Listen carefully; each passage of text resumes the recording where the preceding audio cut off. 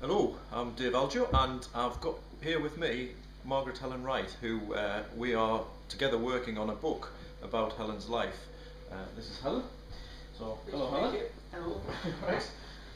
Now we've known each other for a few years now, haven't we? We got to know each other through Durham Police, didn't we? When you yes. were working in or doing work for Durham Police. We were doing diversity training. That's right.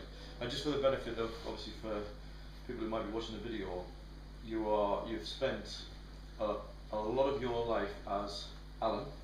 I spent 51 years. My life as Alan. Yeah. As Alan Wright. Yeah. And you've obviously, well, not so recently, but you're now living as Helen. And you are Helen. I am Helen. I have now got my birth certificate and everything changed. Great. And I had my operation February the 21st, 2005. So 7 years gone. So is that the? Sorry, this is Archie, by the way, for the benefit of the cameras. My little dog is obviously making himself at home.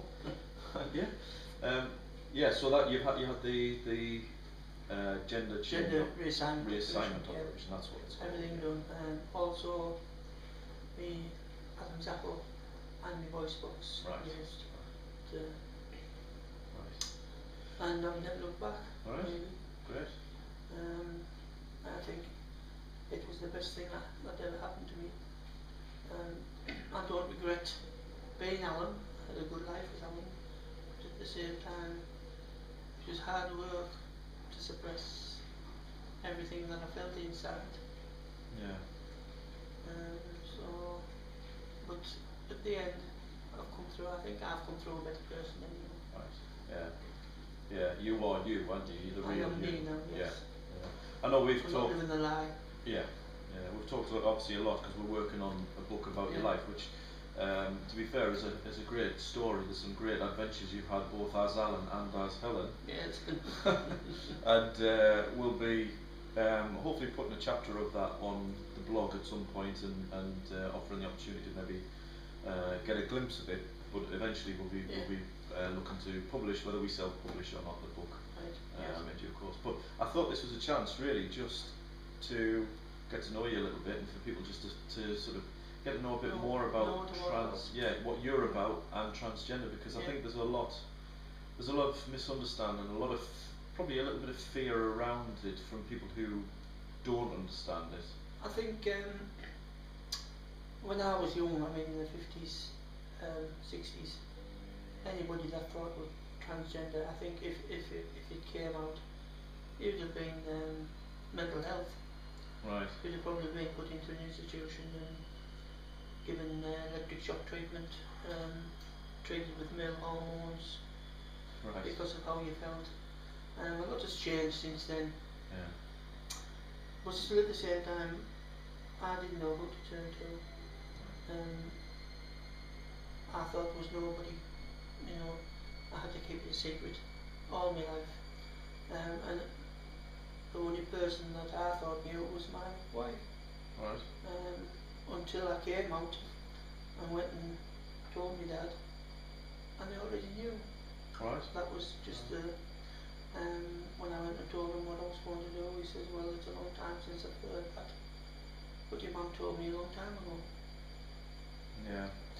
Which was a bit of a shock to me, but at the same time, 60s and 70s, I was running around playing the field, and I got married when I was 21 and 2 children, which I don't regret.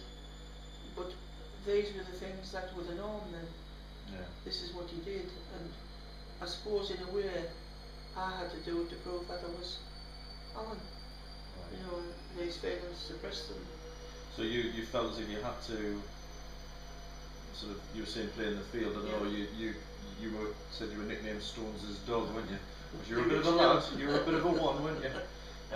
Was that sort of... Well, that was to prove to me that I was a man. Right. These feelings that I did have, I kept saying they would never beat me, I'll never let them. For all, I couldn't stop doing it. I couldn't, every chance I got, when the house was, everybody was out and everything, I would become Helen. I would Right. dress up as Helen for as long as I could before I had to get changed back again to go anywhere he came back. Right. And as the years went on, the worse it became.